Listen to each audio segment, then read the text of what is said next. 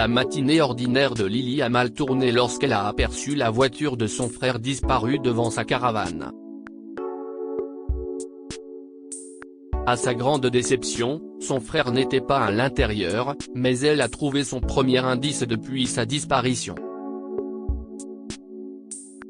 La tasse de café de Lily est tombée de ses mains lorsque son regard s'est posé sur la voiture à l'extérieur de sa caravane.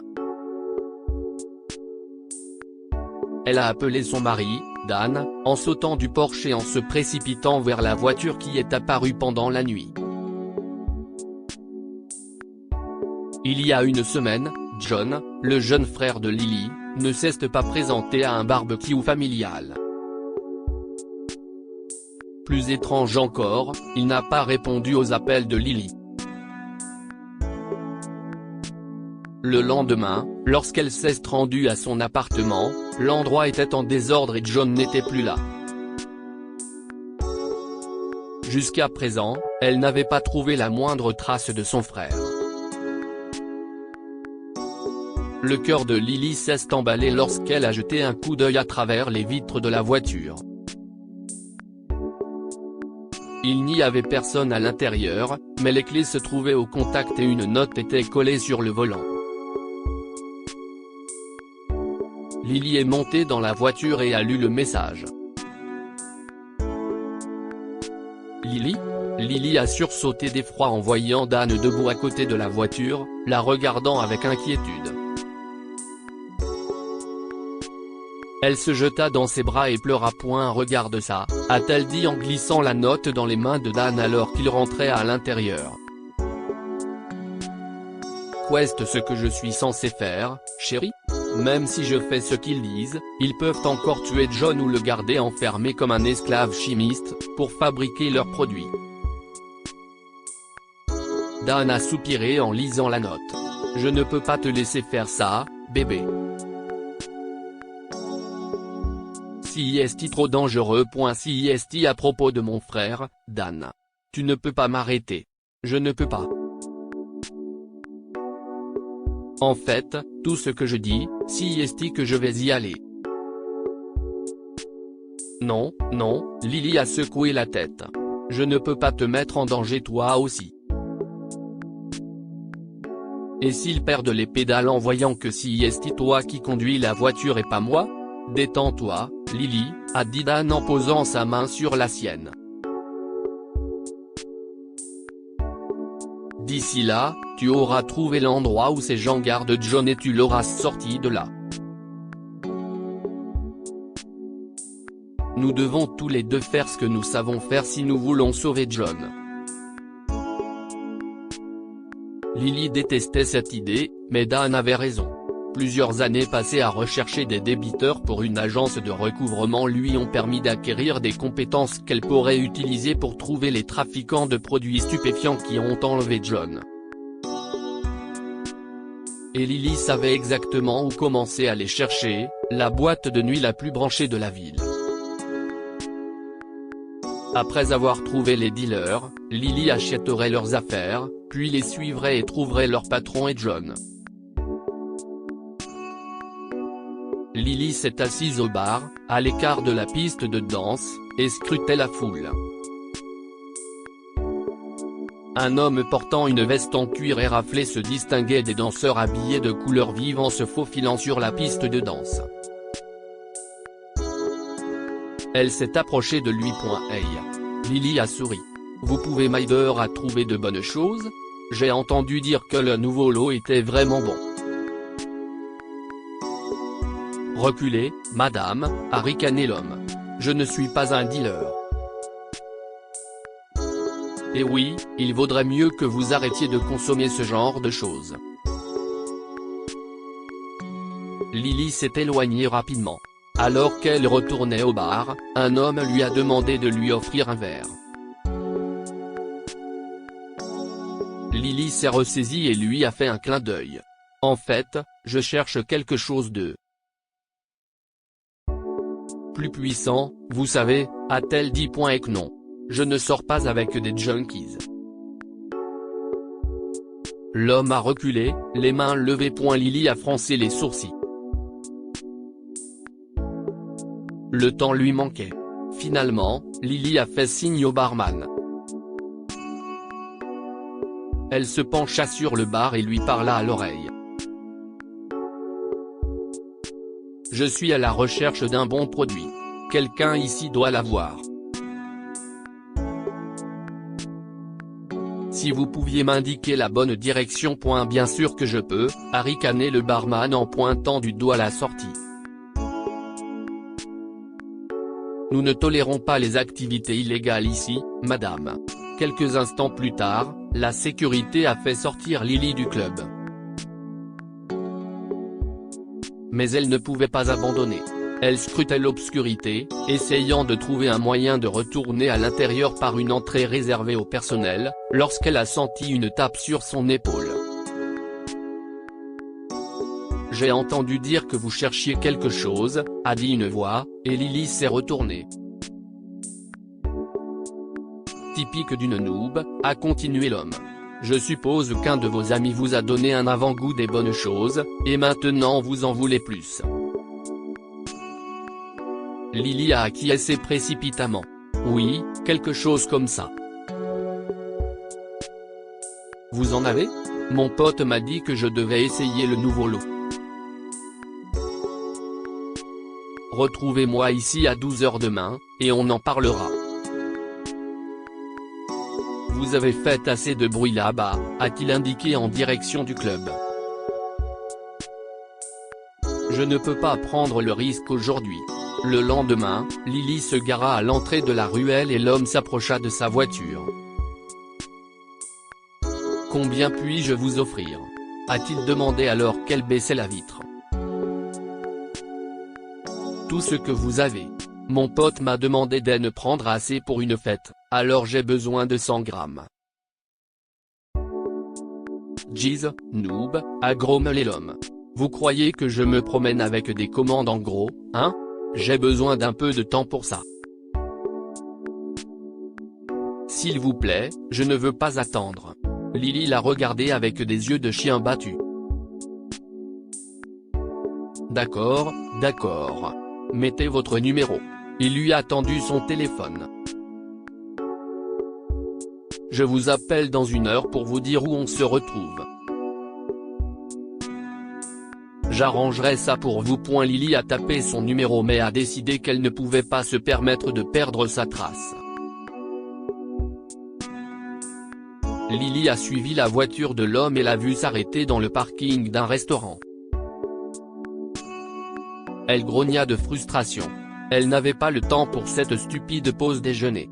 Alors que Lily le voyait sortir du parking, son téléphone a sonné. « J'ai ce que vous voulez », a-t-il dit au téléphone. « Retrouvez-moi au parc au coin de Washington dans 10 minutes. » Lily a fixé le restaurant, et c'est à ce moment-là qu'elle a compris. Le restaurant devait être une façade pour les trafiquants de produits stupéfiants. Après tout, l'homme ne s'était arrêté nulle part ailleurs. Désolé, mais mon pote vient de m'envoyer un texto pour me dire qu'il a obtenu ce dont il avait besoin de la part de son mec habituel. Peut-être la prochaine fois, a-t-elle dit et a entendu une série de jurons avant de raccrocher.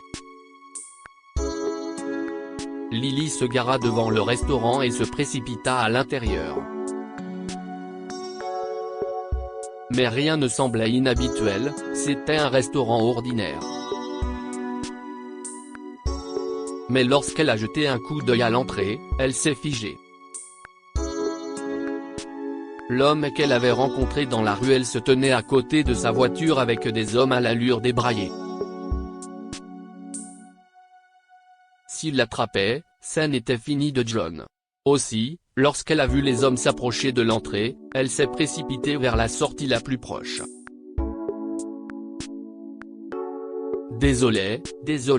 Elle s'excusa d'être entrée en collision avec un serveur et d'avoir failli heurter un homme portant un plateau de viande congelée. Lily a contourné le camion de livraison garé près de la porte. Un deuxième camion de livraison était garé à proximité. L'une des portes de l'espace de chargement était ouverte. Lily a couru jusqu'au camion, plongea à l'intérieur et se cacha dans le coin derrière la porte fermée. Le livreur a dit qu'elle était passée par là, entendit-elle les hommes dire. Lily a sorti son spray au poivre de sa poche et l'a tendu, prête à l'utiliser, lorsque quelqu'un passa la tête dans sa cachette. Des bruits de pas résonnèrent sur le béton. Puis les pas la dépassèrent et continuèrent jusqu'à ce qu'elle ne les entende plus. Siesti alors que Lily a remarqué qu'il ne s'agissait pas d'un camion de livraison ordinaire, il y avait des tonneaux ornés de crânes, des paquets de lunettes de sécurité et de masques empilés à côté d'une pile de combinaisons de protection. Tout ce qu'il faut pour préparer des produits stupéfiants. La porte de la zone de chargement s'est refermée avec un bruit sourd qui a résonné dans l'espace. Le camion s'est mis en marche une minute plus tard, emportant Lily vers une destination inconnue. Lily se cacha dans le coin et sortit son téléphone de sa poche. Elle enverrait à Dan sa position dès que le camion s'arrêterait. Ce camion l'amènerait sûrement à l'endroit où John était détenu. Lily ferma les yeux et s'adossa à la ridelle du camion. Tout dépendait maintenant de ce camion qui la conduirait à John. Lorsque le camion s'arrêta enfin, Lily étira péniblement ses jambes raides. Elle se tenait aussi silencieusement que possible, mais chaque bruit semblait résonner dans l'espace de chargement. L'une des portes s'ouvrit avec fracas, laissant passer un faisceau lumineux. Déchargement immédiat, a dit un homme. Lily s'aplatit dans le coin tandis qu'un homme s'avance vers l'ouverture. Bien sûr. Aidez-moi à prendre le chariot pour ces barils. La réponse de l'homme résonna dans l'espace de chargement. Lily l'écouta s'éloigner avec son compagnon et se faufila jusqu'à la porte ouverte. Le camion s'est arrêté sur un chemin de terre jonché de sable. La nuit n'était pas encore tout à fait tombée. Lily est descendue du camion et s'est cachée derrière un mesquite. Il ne pouvait rien voir. Puis les hommes sont apparus et ont commencé à décharger le camion. Ce n'est qu'après leur départ qu'elle a perçu une longue remorque sur le sable du désert.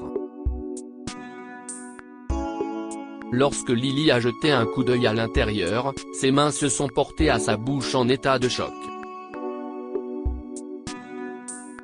John était vivant, en sécurité, souriant et travaillant joyeusement à l'intérieur. Il n'était pas prisonnier, il participait volontairement à ce trafic. Les inquiétudes de Lily pour lui s'estompèrent, et la rage prit le dessus. Sale menteur. Lily a grogné. Je vais te tordre le cou. Ouah, Lily. John a levé les mains et a reculé. Écoute, je sais que tu es en colère, mais je peux t'expliquer. Je n'avais pas le choix. J'ai commencé à prendre des trucs pour m'aider à étudier à l'université, puis je me suis endetté et j'ai perdu ma bourse. J'étais dans une mauvaise passe, et c'était la seule façon de m'en sortir, Lily. Ils m'auraient tué si je ne travaillais pas pour eux. Je ne voulais pas t'impliquer, mais un incendie a récemment tout détruit. Je devais trouver un moyen de m'en sortir. Et je sais que tu ne m'aurais jamais aidé si je ne t'avais pas piégé. Tu serais allé voir la police à la place. Je te promets que je vais m'en sortir après ça. Si est mon dernier travail pour eux. Bien sûr, je me serais rendu à la police. Mais je ne crois pas un mot de ta promesse, alors oublie le chemin jusqu'à ma maison. Je ne te dénonce pas, mais je ne peux pas te pardonner non plus, John. Lily se retourna pour partir, mais son téléphone s'est mis à vibrer dans sa poche. Si est-il le sergent Nguyen, madame, a dit la voix d'un homme. Votre mari a été arrêté. Lily s'est appuyée contre le mur. Dan avait des ennuis, de gros ennuis, mais le seul moyen de le sauver était de dénoncer John. Lily s'est souvenue de l'insistance de Dan pour qu'il conduise la voiture jusqu'à la frontière et de sa foi inébranlable en sa capacité à trouver John. Lily s'est tournée vers John. Je suis avec quelqu'un qui peut tout vous expliquer. Mon mari est innocent, monsieur l'agent. Tu as dit que tu ne me dénonceras pas, a hurlé John. Lily a sorti son spray au poivre, en a aspergé John et a claqué la porte. Madame, a dit le sergent Nguyen. Tout va bien? Officier, je vous envoie ma position, a dit Lily. S'il vous plaît, venez ici aussi vite que possible. Dites-nous ce que vous pensez de cette histoire et partagez-la avec vos amis. Elle pourrait égayer leur journée et les inspirer.